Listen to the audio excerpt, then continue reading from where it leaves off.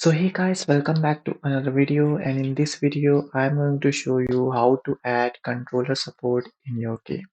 So right now you can see I'm using my keyboard for moving the character, and let's see how we can do that with controller. So if we come to our script section here, so right now you can see this is the main directional thing that I'm doing to move my character, and it uses these custom input maps in order to control the character. Now, if we go to the project and project settings, and if you go to the input map here, you can see all these keys are mapped to these custom inputs.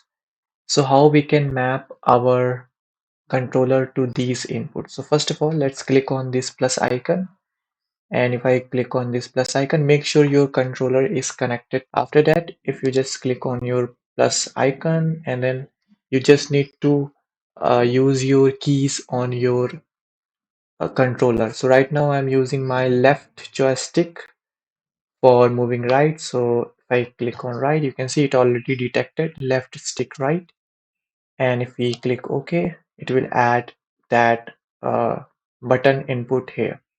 Same as here, we can also do that. So move up, so left joystick up, and then if we do left joystick down, and same if we do left joystick left, we got configured our controller controls here.